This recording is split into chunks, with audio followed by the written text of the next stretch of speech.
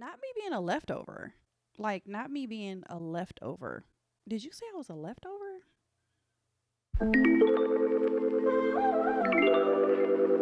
Hey, everybody. Welcome back to the Out Here Trying to Survive podcast. I am Gracesandra, your host. I am a writer, an author, a podcaster, a YouTuber, a TikToker, and an overall creative entrepreneur and a mom. So today is episode 10 and it's March, which means a new microphone color, which, by the way, you can see this on YouTube, on my YouTube channel of the same name, Out Here Trying to Survive. And every month I change the microphone pop color, pop socket, pop, whatever, pop filter to reflect something about the month's theme. And this month's theme is blooming because, of course, it's March. And even though I live in Michigan and things aren't exactly blooming yet, they will be soon. So we are having the very unseasonably warm March. It's been like 60, 70, which is crazy, like crazy for Michigan. But whatever. Anyway, girl, I'm not complaining. So in lieu of it being March, I'm wearing yellow. I have yellow on my eyes. I have a yellow pop filter, and I'm just ready to talk about blooming. That's what we're talking about today. So 1, blooming. Are you a late bloomer? Have you got a late start in life? 2, are you a late bloomer or a leftover? I'm going to tell you about somebody who called me a leftover. 3, I'm going to talk about how when we're blooming late, which is often the case for trauma survivors, you got to do a lot of shit that scares you. And 4, I'm just going to be talking about starting over because that's what part of late blooming is, honestly. So thank you so much for being here. As a reminder, I started this podcast because I was a narcissistic abuse survivor. And after surviving multiple traumas in my life, I decided I wanted to create an official platform to care for Black and brown women of color who've been through all of the things. And when I say all the things, I mean misogynoir, menopause, aging, dating, divorce, child rearing, losing your parents, capitalism, complex PTSD, and more. I'm an advocate, and I hope to advocate for you. This podcast is a hope-oriented storytelling space, a warm hug of solidarity for me teens, and a celebration of our resilience thus far in our life and our desire to completely survive and thrive.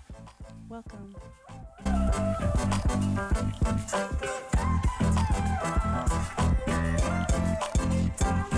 So y'all, I don't know about you, but what I know about me is that as a woman of color, just in general, just being a woman and a woman of color, like there's so many things you have to survive, and there's so many letdowns, and there's so many false starts. There's so many things that hinder our progress in so many ways. And I'm literally talking about from birth and even before birth, because, as you know, maternal health rates for Black women in America are literally worse than third world countries. More of us die in childbirth than in third world countries. That's a fact. So even before we are pushed out of the womb, we are already experiencing these setbacks and the need to start over.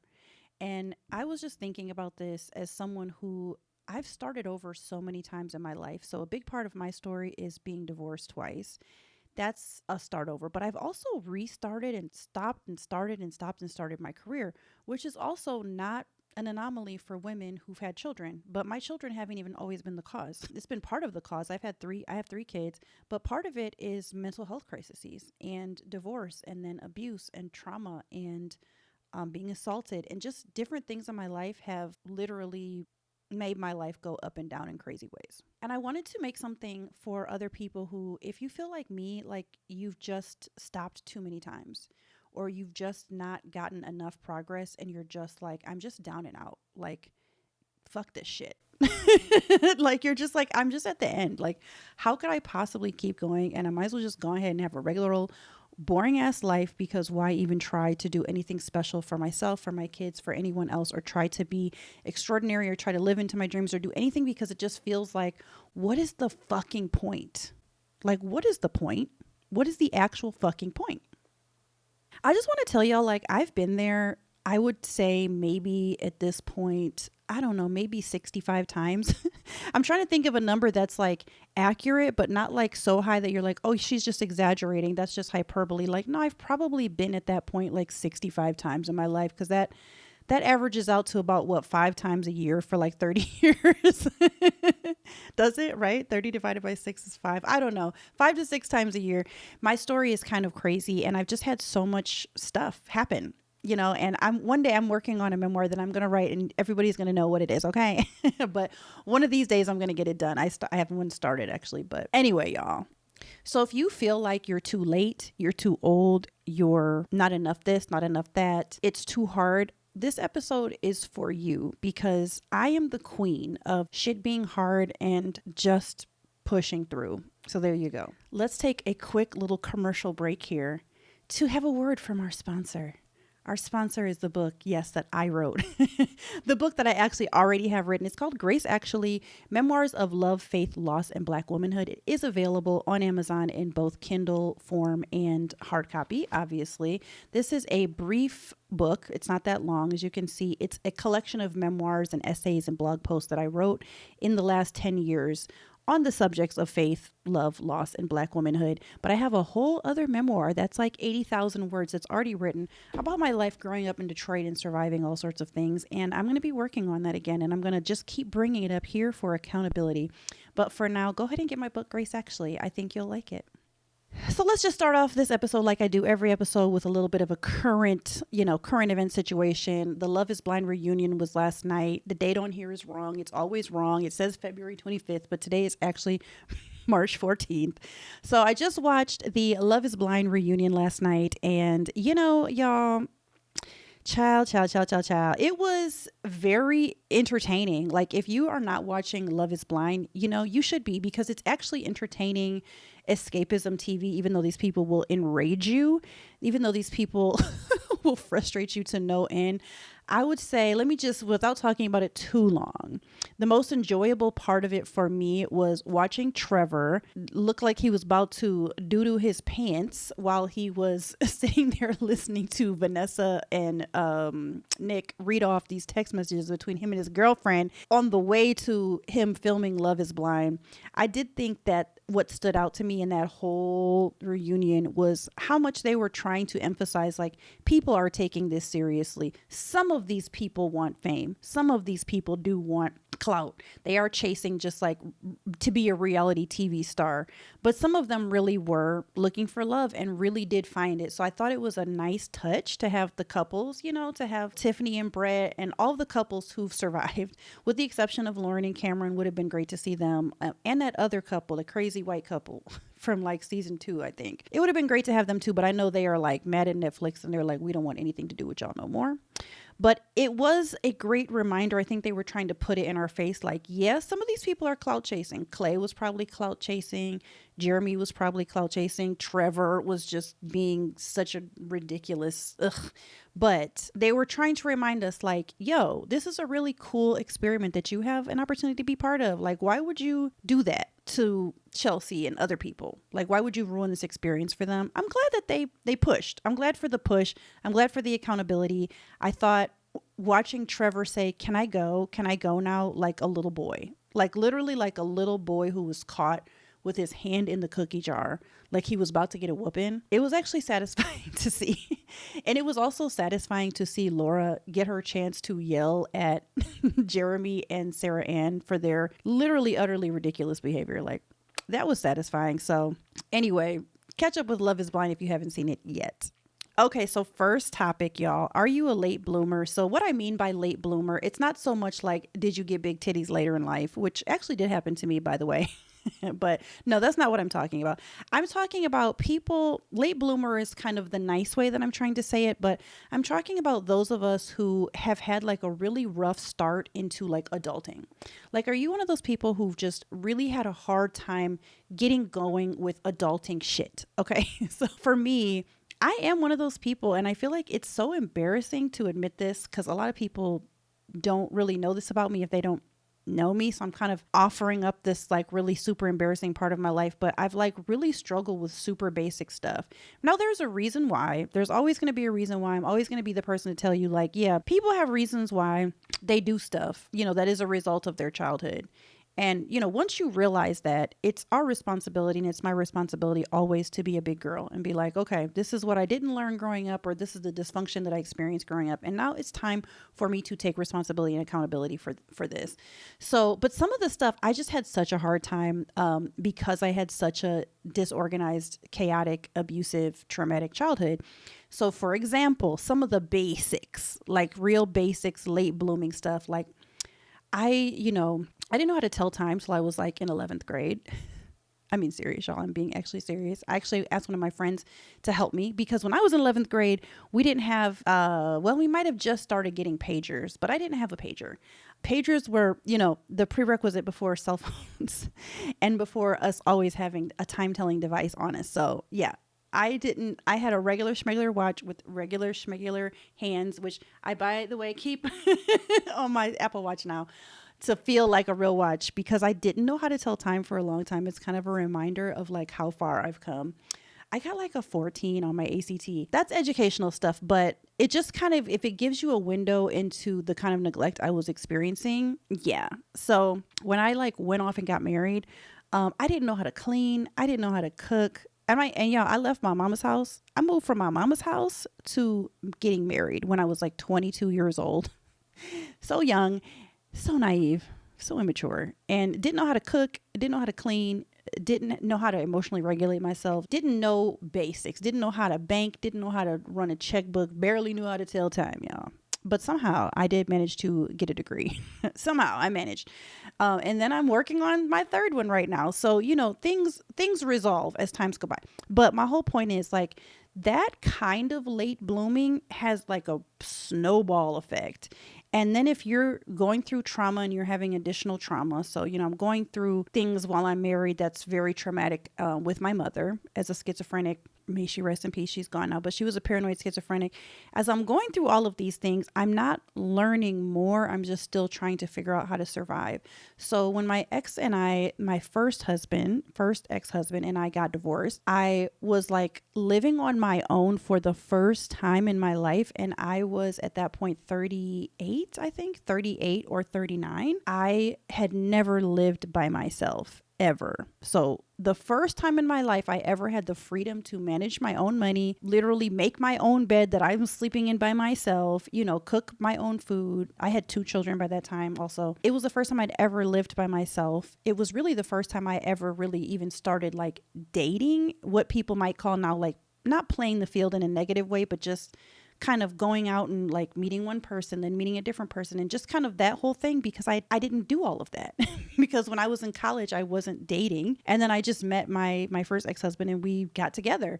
And so I didn't have any experience with so many things that like now that I'm older and it's been a while. I'm 47 now. I've looked back and I'm like, dang, I really was out here for the first time doing stuff that most people are doing when they're like 18 or 19. Like trying to figure out how to live alone. Like I was a late bloomer as fuck for that, almost like it was like 1965 or something, you know what I mean? Because this is not the experience of like my friends. I have peers my age who, they moved out and went to college, or they lived on their own long before they got married, but I was part of like evangelical toxic purity culture and all of that. So it was like, that's what you do. You find the one that God told you to marry, you get married, then y'all can have sex, and then you have babies, and then you live happily ever after, right? But that's not how my life worked. You might relate. And then for me, it just like cascaded, right? Because I got divorced. I'm living for the first time on my own. And then I, hadn't really had any experience dating. And literally the first person who was like, I love you. I want to marry you. I want to have a child with you. I was like, okay, let's get married. And I married someone, my second ex-husband, within 8 months of meeting him. Like, y'all, that's dumb. That's really, really dumb. And I'm here to acknowledge the stupidity of marrying someone 8 months from the day you met them. It's really dumb, FYI. I would not recommend it. 10 out of motherfucking 10. I would not recommend. And as you can surmise, that marriage ended up being completely and utterly toxic, narcissistic, verbal abuse, emotional abuse, psychological abuse, and torturous, and set me so far back emotionally, set me so far back with complex PTSD, set me so far back financially in every way that I am still recovering. And that divorce processed in 2020. It is now 2024 and I'm still really recovering. I'm grateful, but it's some late blooming ass activity, okay? It's some late blooming ass activity. So if you relate with me, girl, it's all good. We're going to be okay, number one, okay? Number two, I know this is easier said than done, but because I've literally lived through all of it, I feel okay to say this. Y'all, you learn from all of this shit, because the truth is, most of us know this. We learn from pain, we learn from tragedy, we learn from trauma, we learn from the horrificness of life. And it's really sad that that's the case, but it's so true. It's so true.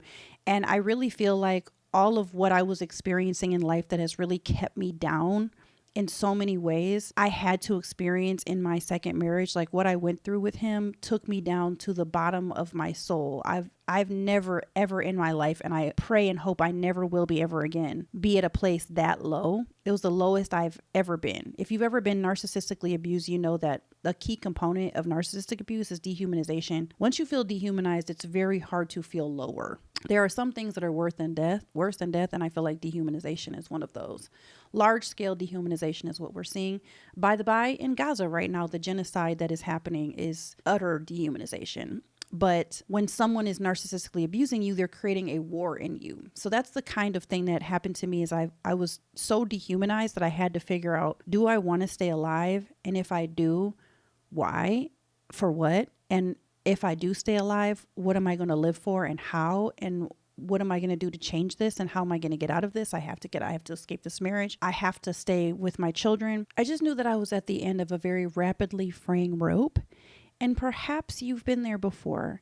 And what I want to say is, if you've been to the bottom, the great thing is, well, number one, it might be cliche, but it's true. The only way to go is up. But if it can't get any worse, then why not try to get better? Why not try to level up? Why not try to escape your circumstances? Why not try to evolve? Why not try to be the best person you can be? Why not follow your dreams? Why not do any of that if you're already down? Because it probably can't get any worse by you trying to be the best you can be. And that's ultimately, in part, what helps me to get out of my circumstances, is because I decided I want to try. I might fail at doing everything that I'm going to try to do, but I want to try. And for me, the first area of trying was actually just leaving him.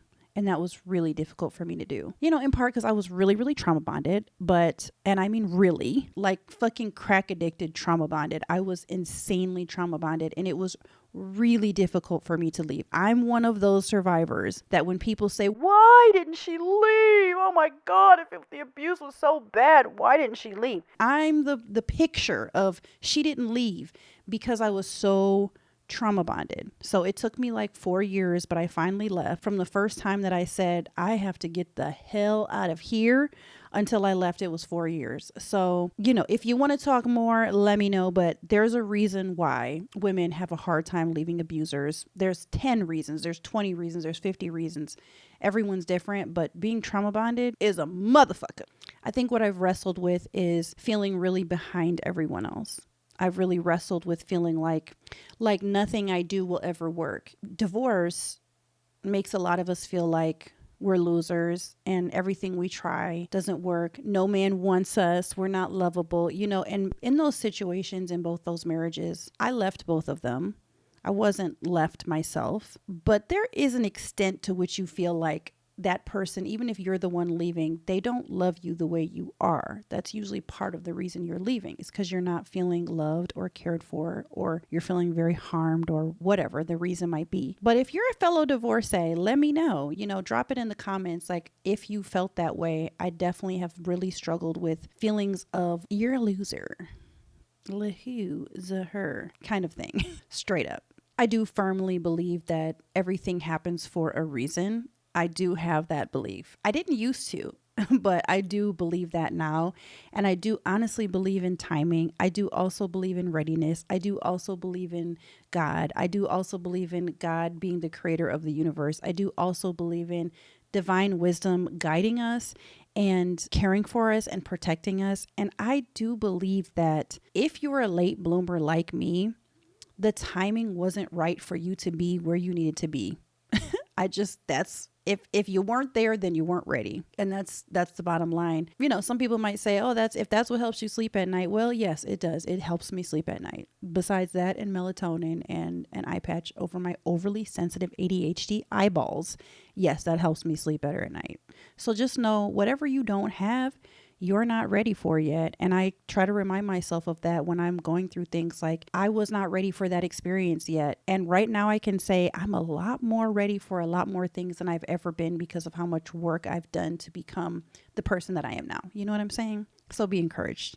If you're a late bloomer, we're going to get there. And we really don't have to be on anyone else's timelines. None of that is real. None of that is real.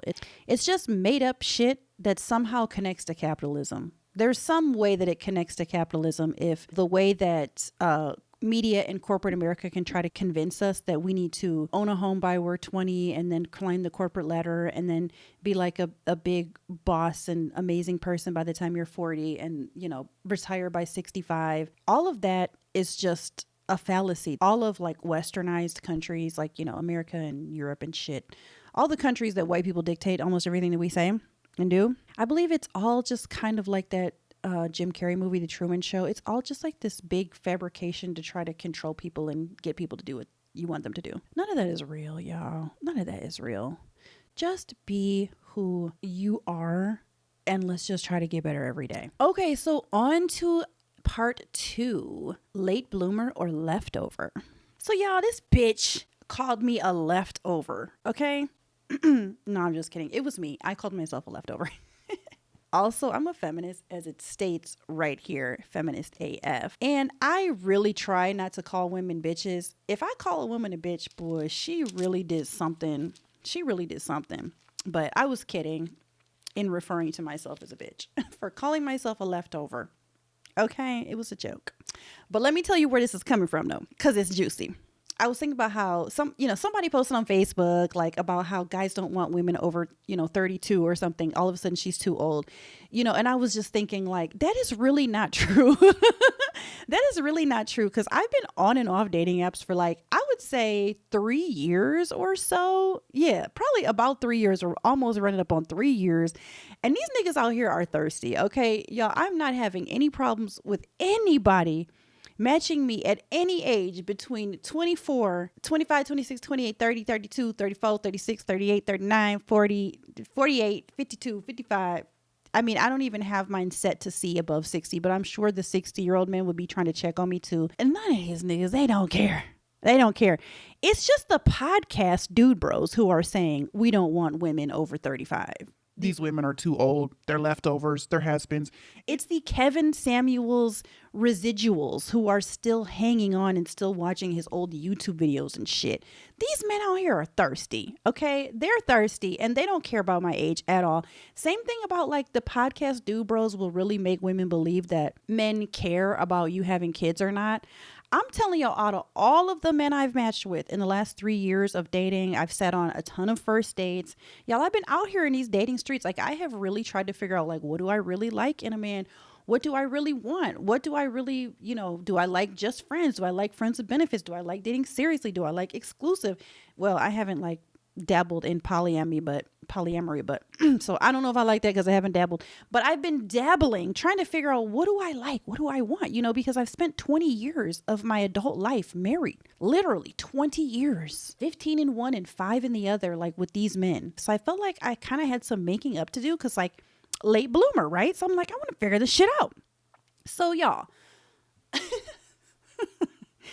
I've been out here in these dating streets, okay? I'm not for the streets, but I've been out here in the streets. And I have really only met one man out of I don't even know how many that I've matched with, talked to, messaged with, DM'd, gone on a date or whatever. A lot. I mean, it's definitely been, I would say, over 100 at least that I've matched with. I've only met up with, I don't know, maybe 40 or 50 or so.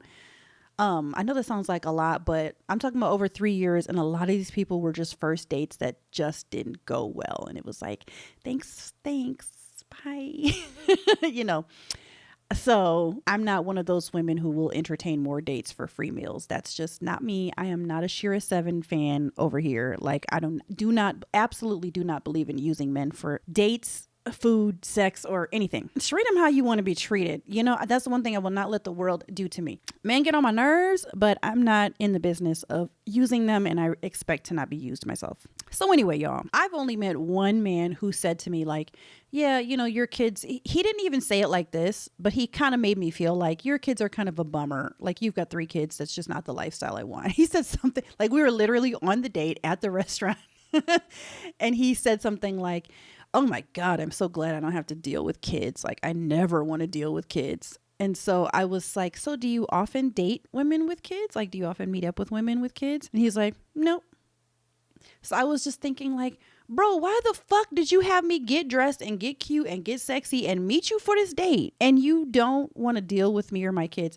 That was one man out of however many first dates or dates I've had in the last almost 3 years. Which leads me to believe that these podcast dude bros don't know what the fuck they're talking about. And just please stop listening to them. Please don't watch their little clips. Just please stop. But somebody posted something that a podcast dude bro said and said like, is that true? Like, are older women really leftovers? And my immediate thought was like, well, yes and no. But let me tell you where I'm going before you're like, what, Grace, what? Let me tell you where I'm going with this.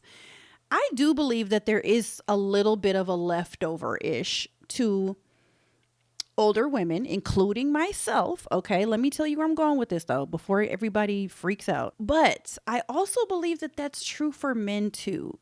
Because in a sense, like, we're all leftovers. In a way. But let me explain. I guess I'm explaining to do.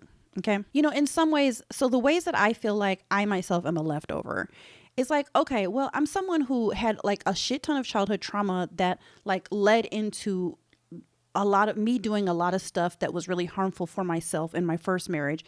Getting out of that, marrying an abuser, and getting out of that, being traumatized and having 3 children now, having been married twice. I'm older now. And while I have more experience and more wisdom, there's a little bit, I feel like, of the world giving me life and then spitting me out. Now that's on the pessimistic side of that. On the optimistic side of that, it's like, I survived it. I'm still here. I've had a lot of trauma. I've dealt with a lot. I have 3 beautiful children. I'm still alive. I'm still here. I still have a nice body. The body is still giving. I'm still in love with myself. I'm still trying to serve and provide a meaningful life for my children and for others. And so the positive side is that, yeah, I can be a little bit of a leftover, like a woman who hasn't had an ideal life, but that doesn't really take anything away from me. You know, I don't know. I think I was just trying to see it as, I'm really happy for the women who have had safe, nurturing fathers, right? Actually, one of my very best friends in the world, she had a safe, nurturing father and family. Her parents were together. They're still together. I think they've been married almost 50 years. She had an amazing education. They had the financial resources for her to go to the best schools. She went to medical school. She's a doctor now. Her life and her children, her sister's children, all of them are thriving. And a lot of it is because of this foundational, you know, we're both the same age, but she's never been divorced.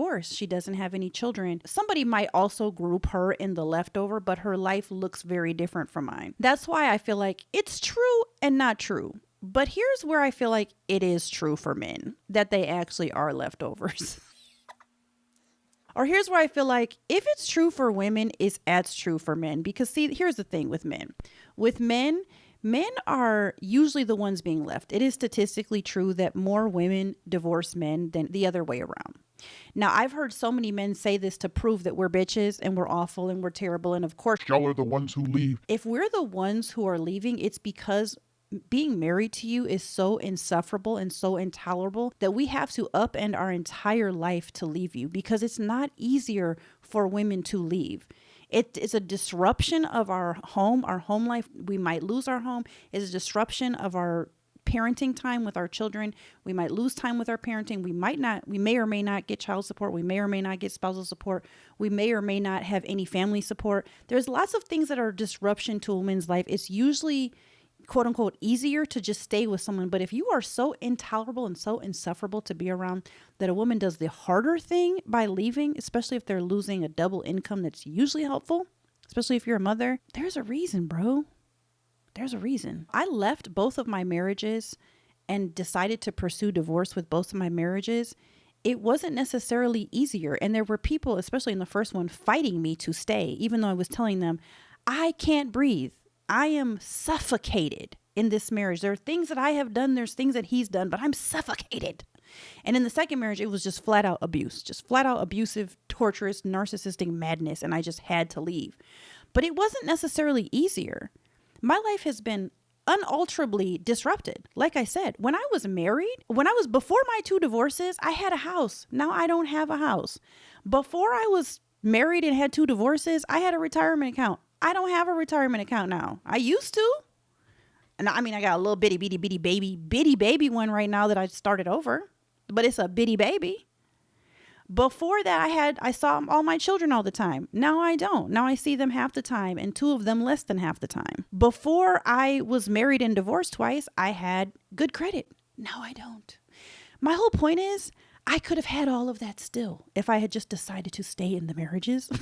But I left the marriages, was willing to disrupt my life because of how insufferable they are. My whole point is, when you meet a man, when you're my age and you meet men that you're considering dating who are actually like 40 and over, those men have been left because they were insufferable and intolerable. Most of them, they were left by their wives, and most of them don't possess any clue why. And there's a difference why a man is more of a leftover than a woman, because we have peers who are usually holding us accountable, and men just don't have the kind of accountability. Other men aren't saying, bro, why are you doing this to your wife? Why are you treating your wife like this? You need to stop doing this or she's probably going to leave you in 5 years. Men are not often, thank God there's more awareness now, but men are not often seeking therapy. They're not often choosing to get better. I'm telling you, out of all the men I've talked to and dated in the last 3 years, and it's been a lot, y'all, if you ask them, what role did you play in the breakdown of the marriage, they will not have a fucking answer. And I'm like, I know that you played a role in it. I've been married before. This ain't my first rodeo, bro. So tell me, like, what role did you play? And I try to kind of push a little bit, because, like, you don't have to give me all the details. I know we're just getting to know each other, but just give me like an overview. Don't even give me any specifics. And they're like, oh man, she was complaining a lot, man. or something dumb as fuck. And I'm like, if you were to ask me why my marriages ended, both of my marriages, even though one was horribly abusive and terrible and just awful, the most awful thing I've ever went through in my life. If someone was to ask me on a date, I could give them a 50-part Risa Tisa TikTok style explanation of my roles in it, my role in the breakdown of it, what I did wrong, how I've done it wrong, what I've learned, what I haven't learned, what I'm still trying to figure out, what therapy has taught me, the books I read to figure this shit out, how I'm trying to be better, how I'm trying to not bring other stuff into the relationship. There's things that happened in my first marriage that I talked about with my therapist and my best friends and decided to never do again in my second marriage, ever again, ever in my life, in any relationship moving forward. There are things that happened in my second marriage that I decided I'm not bringing any of that toxic trauma, any of these severe, codependency behaviors that I had built up as a result of both of those marriages. I'm not bringing it into another relationship ever again. And I fight really hard not to do that.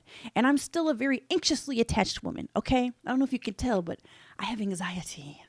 I've read the book Attached. Okay. It's right there. I'm looking at it.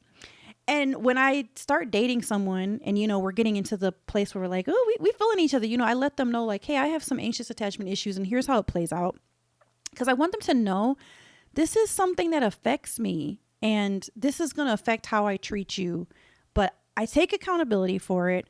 I know what I've been through, and I don't want that to impact you negatively. But what I find is that men are not bringing that level of self-awareness to me. They're not bringing that level of emotional intelligence. They're not bringing any of that to me. I've only dated one man who brought a level of self-awareness about his shit, how his part in the demise of his marriage. And it was really, really, really refreshing. So my thesis is that men who talk about women being of a certain age being leftovers, I honestly think it's just them looking at themselves and all their friends, and they're just projecting what they themselves feel like they are, which is actually probably literally true. Because women are just bringing so much more self-development, so much more clear emotional availability, so much more articulation of their own issues and trauma, and so much more accountability of what we need to do to actually be the better people that we want to be for our children and for our friends and our sisters and perhaps our parents if they're still alive. And, you can call me a leftover. It really wouldn't even hurt my feelings, because I feel like, yeah, so what? Okay. I'm the woman who's been tossed out by life, and some of it has been my own tossing. So I take accountability for where I'm at in life. And I am now here at 47, single with 3 kids and a lot of baggage. And I'm not where I want to be career-wise. I still have my little bitty baby retirement account. That's like nothing to be proud of at my age. My credit score is not good. It used to be great. In my first marriage, it was great. Now it's shit, you know? So there are some men who might be like, yeah, she's a leftover. Yeah, she cute or whatever, but she a leftover. I'd be like, that's okay. This is where I'm at. You can take me or leave me. But what I do bring to a relationship or a partnership at this point is so beautiful. Like I just bring so much self-awareness and kindness and love. And I have so many lessons that have really helped me get to a place where I feel like, wow, I'm a really great partner.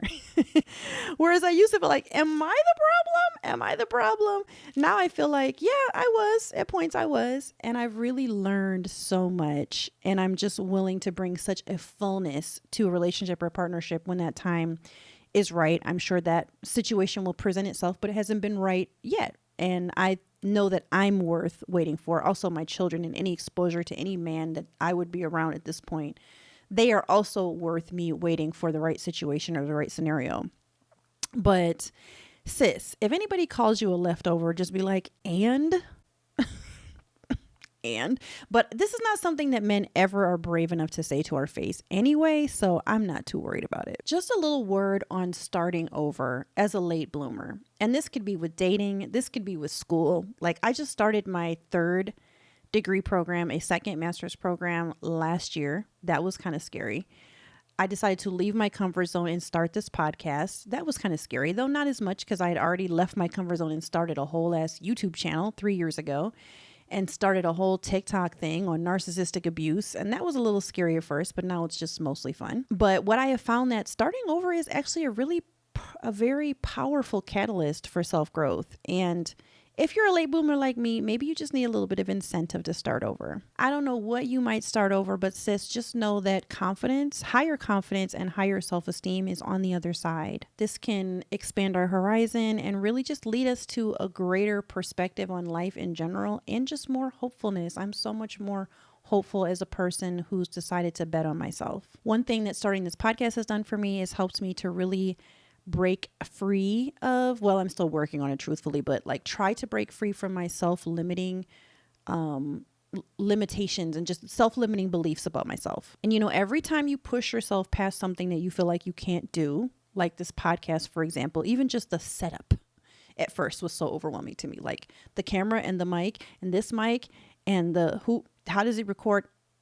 Child. It was overwhelming to me in the beginning. It took me like 4 hours the first time I tried to set this up. But facing our fears head on really leads to more self-awareness. And that's in part why I've just kept dating, even though I've been scared, even though I've been angry, even though I've gotten hurt, even though, you know, it's been kind of a tumultuous journey. Like I really have wanted to figure it out for myself. Like as an older woman, a leftover dating, it's made me have more self-awareness. It's given me emotional maturity. And honestly, it really has led to more fulfillment, even though sometimes if you see my TikTok or my Facebook or even this, sometimes I'm just ranting about men.